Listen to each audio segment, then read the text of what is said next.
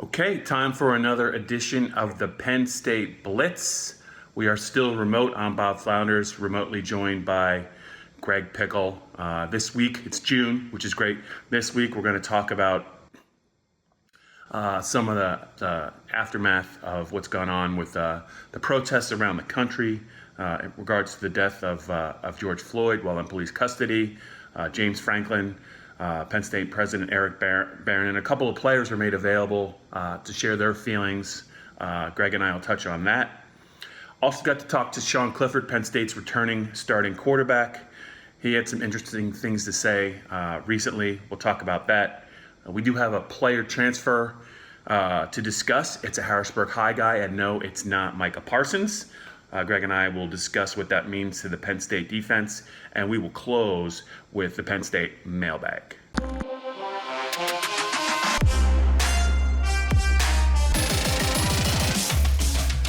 Okay, Greg, let's kick off this Penn State Blitz with a look at, it's been a very turbulent last couple of days, last couple of weeks in this country after the death of George Floyd while in police custody. Protests going on around the country, in the Harrisburg area where I am, everywhere. And James Franklin, Penn State President Eric Barron, a couple of players were made available to share their thoughts. I know C.J. Thorpe, Penn State's offensive lineman, I believe spoke at a rally in State College over the weekend. They have some strong opinions, and deservedly so.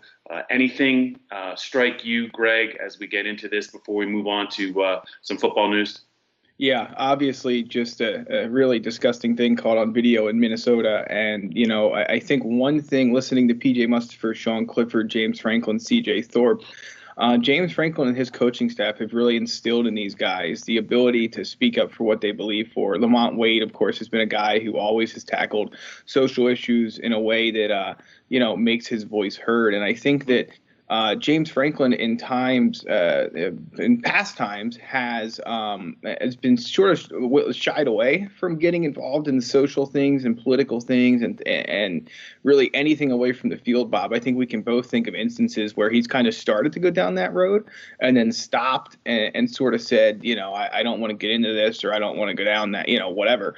And he obviously on Saturday felt compelled to put a statement out there. And I think we've seen it across the board, from colleges to pro teams to coaches to players, etc. There's a lot to talk about right now, and there's a lot to work through right now, not just in the sports world, of course, but in the country. As people like Sean Clifford say, maybe this will be a catalyst for change. We'll have to see. Obviously, things like this in the past have maybe not led to as much change as people would have thought. So obviously, I think the key here is that, people within the Penn State program, at least, and I think we're starting to see some of it nationwide, people listening, people realizing that some things need to change. And with the Penn State folks, the message has been basically just that. I thought PJ Mustipher, you were on the call, Bob, but he was very elegant. I got to listen back to it later in the day on Tuesday at just, CJ Thorpe at the rally that I believe our good friend Mark Brennan and his daughter Grace videoed was a powerful speech. And James Franklin's words were as well. So, as a program, it seems like this is something they're discussing. They're talking about a lot. And as Sean Clifford said, it's not the first time they've talked about it, and it won't be the last. Yeah, and just before we move on, it just seems like, in one way or another, Penn State and the program and James Franklin and their players have been dealing with some things even before the last week or so. Greg, I remember last year, I believe it was last year, if you remember, Jonathan Sutherland got some mail from either a Penn State grad or a Penn State alum or a Penn State fan, critical of kind of, I guess, his hairstyle. And, that was the way that the team kind of rallied around Jonathan, the way that James Franklin rallied around Jonathan. It just seems to me like this has been a very unified, a very close team, even before the events of the last week or so. And they've been a pretty together team, I think, for a while. And they're, like you said, they're comfortable speaking out if it's something they believe strongly in. I just think that's kind of shown through not only in the last week or so, but also dating back to last year. You mentioned Lamont Wade, but I think a lot of the Penn State players have some strong opinions, and James encourages them to share them. Yeah, absolutely. And he is, like I said, he has in the past shied away from getting involved with things like this. But, I think it gives his players the right message that, if we're going to tell you it's okay to speak up on your thoughts and beliefs, and we need to do it too. We've seen a number of coaches, not just James, put out statements and thoughts and all that as well in the last week. Okay, let's get to another topic. Penn State starting quarterback Sean Clifford.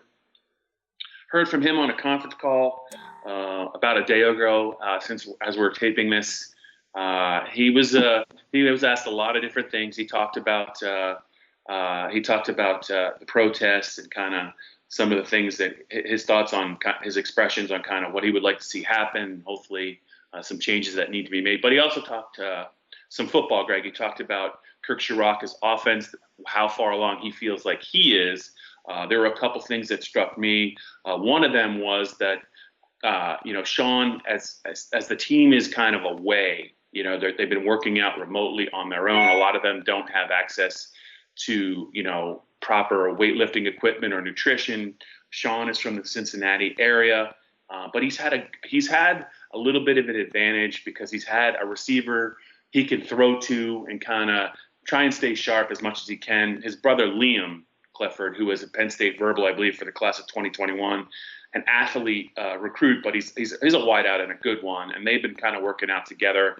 I think that's going to help Sean. He also shared some thoughts on kind of getting up to speed in Kirk Ciarrocca's offense. Anything strike you about what Sean Clifford had to say about just kind of getting ready for when the team returns to campus?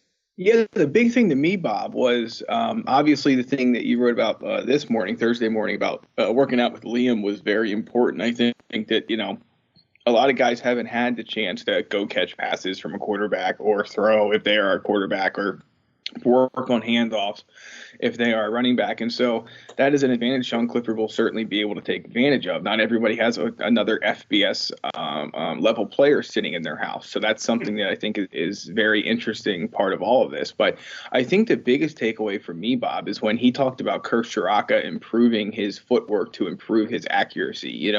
When we were sharing some Clifford's thoughts on social media yesterday, somebody responded, well, what's he going to do to be more accurate? And it sounds like Kirk Ciarrocca's recognize that as an area that must be improved, and he's going to put a plan in place to make sure it happens. So I think that fans can really maybe rest easy with the idea that Sean Clifford's been out doing footwork stuff probably every day or almost every day since the middle of March, and everything's shut down. So accuracy should be less of an issue this year, and if not, then Will Levis might have to be called on. So time will tell with that. I also thought it was really intriguing, Bob, that he's working with the U.S. national chess team coach to approach the mental side of the game in a different way, and that was something I didn't have on my bingo card for Sean Clifford's call yesterday. Yeah, I'm just glad Sean referenced chess and not checkers. That would have been a troubling sign. But just to double back on what you said, I think I was struck by what he said about footwork and accuracy and the need to be more accurate.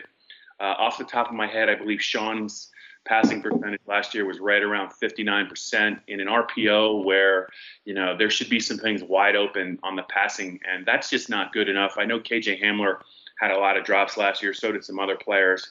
But if you don't think that Kirk Ciarrocca can get a quarterback to be accurate, you didn't watch Tanner Morgan in the Minnesota offense, last year. Tanner Morgan's a very good quarterback, but I don't think a lot of people realized, who Tanner Morgan was at the start of last year.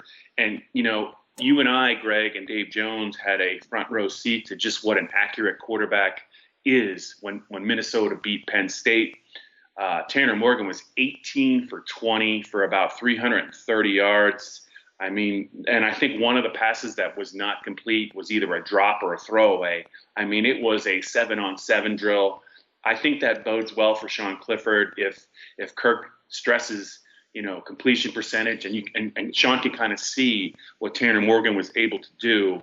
I think Sean's going to be paying very close attention to what Kirk wants from him, and I think that if Sean can get his completion percentage up to the mid 60s, you're going to see him have a really, really big year. Well, something to watch for, considering that they really haven't had a chance to work together. But accuracy is definitely going to be maybe one of the things Sean Clifford has to improve upon the most. Before we get to some transfer news here on the Penn State Blitz. We're about halfway through. I know that you have some advice, some strong advice, and some housekeeping for our listeners and our viewers, if they can kind of rate and go to YouTube to watch this Penn State Blitz video and also the Penn State Blitz podcast. Yeah, you got it, Bob. The Penn State Blitz podcast usually comes out Thursday morning. It'll be Friday this week, though. If you subscribe, you can get a little bit early.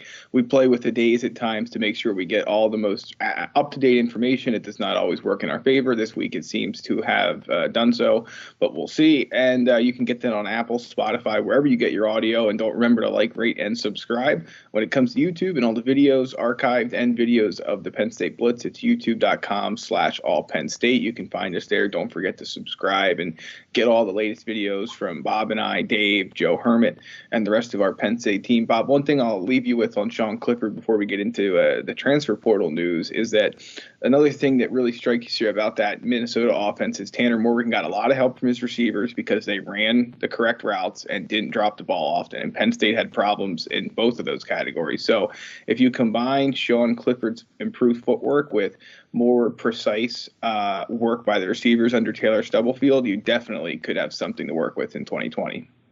Okay, so let's get moving ahead here. The Penn State Blitz podcast continues. Bob Flounders joined by Greg Pickle. We're in June. It's great. Getting closer, hopefully, to some actual football, hopefully, to talk about, but you never know.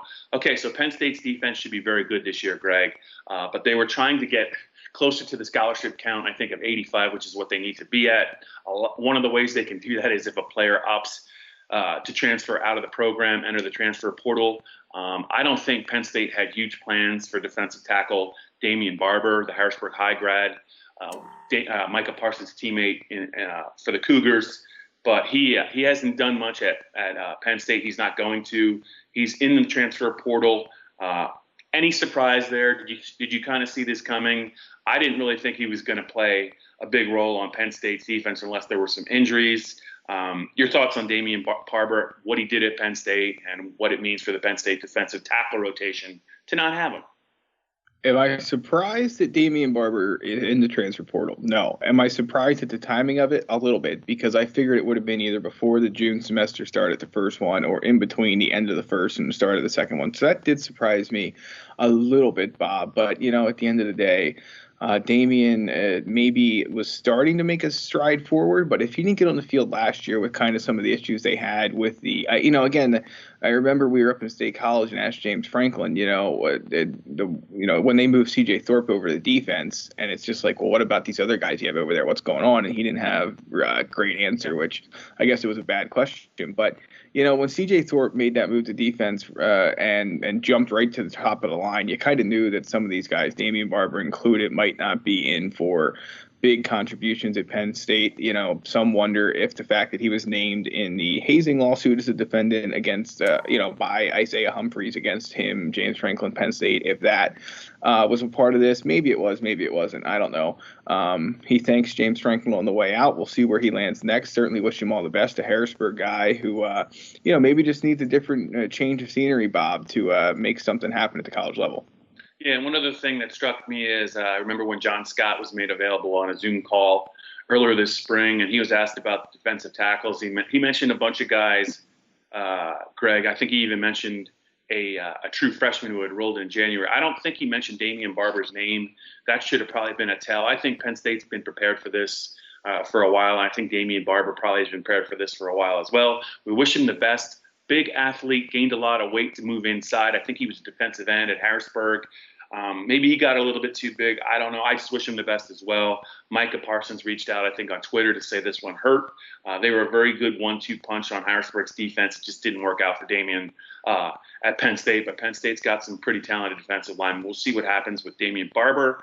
There's only one thing left to do, Greg, here on the Penn State Blitz, and that's get into some mailbag.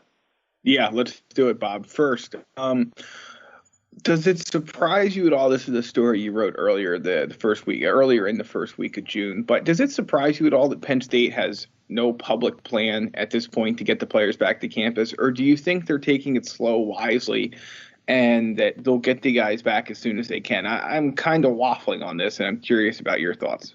Yeah, I think if they, I mean, as you can tell, a lot of programs are targeting this Monday, which I believe is January 8th. I think Iowa. January. Oh, take us Oh, back sorry, to January. all right, sorry, I had a flashback. I think this is what the pandemic does to me, man. June 8th, which is Monday. I think it's Iowa, Wisconsin, and Ohio State. I think Penn State players will be back on campus. I think a little bit later than that. If you just look at the way things have been going in Pennsylvania, regard to the lockdown and Governor Wolf, everything's been a very slow go, and I think Penn State's just kind of trying to be cautious and trying to be prepared and making. I don't even know if they need to sign off with anyone, on that end. But I think it's coming. I don't think if they're a week or two behind other schools, it's going to be a huge deal. But I'd be really surprised if, maybe a week or 2 weeks from now, or let's say, put it this way, Greg, if we're not talking about it next week about them coming back, that'd be a little bit of a concern. But they need to get it right. They need to get, testing protocols, I think, in place. And I'm sure there's a lot of moving parts we're not even aware of.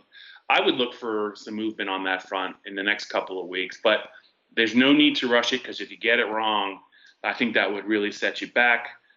So we'll see when Penn State gets back to campus. But you can tell, listening to the players this week, PJ and Sean, they're itching to get back. I think a lot of the players are itching to get back, and hopefully it'll happen in the next, next 10 days, next 2 weeks. Yeah, amen to that, Bob. You have to get it right. You have to be smart about it. You also can't panic anytime a player tests positive for the coronavirus. I think that Oklahoma State provided a good example of that. I believe it was Oklahoma State. Maybe it was Oregon State. It was one of the OSUs out west. Oklahoma State. Yeah. And they said there, look, we knew this was going to happen. We had a plan in place to deal with it, and that's what Penn State and everybody else is going to have to do. So I'm sure that James Franklin is pushing very hard for Penn State to get its date established and finalized. And right now, though, we're in a holding pattern. So.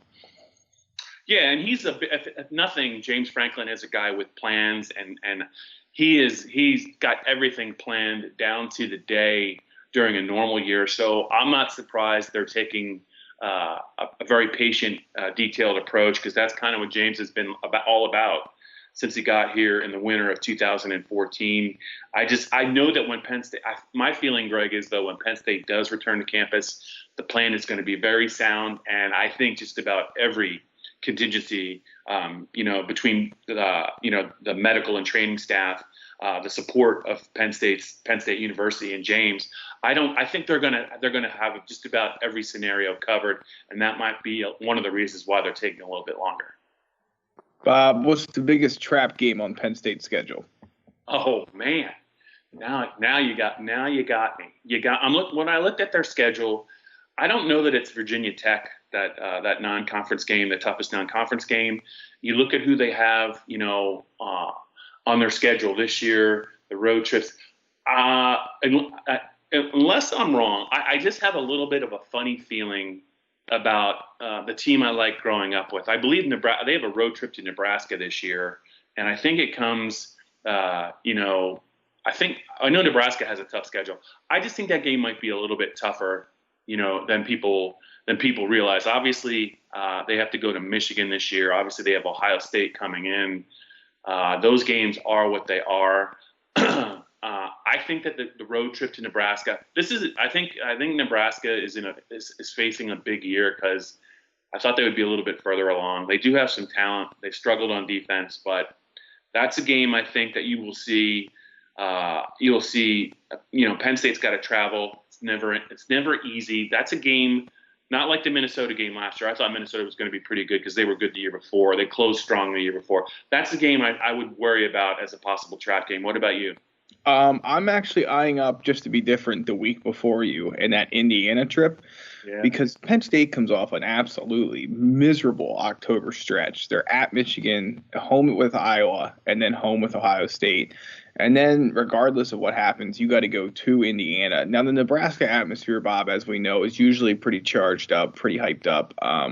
Not saying it'll be an easy game. It won't be a cakewalk, and Nebraska should be better this year. But I think Penn State will be ready for that game.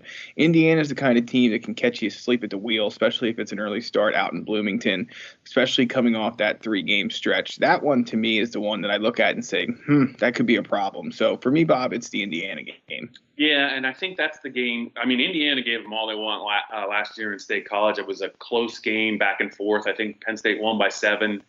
That quarterback Ramsey, who I think is now at Northwestern, threw for over 300 yards, put on a show. They didn't see the lefty, their better quarterback. I think his name is Michael Pendrix. I think Indiana is a pretty solid team now. I know Dave Jones is a big fan of their coach, Tom Allen.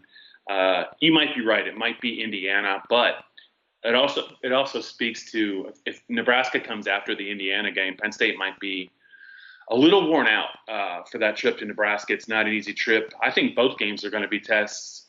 Even though Penn State, I expect them to be in line for a potential 10-win season.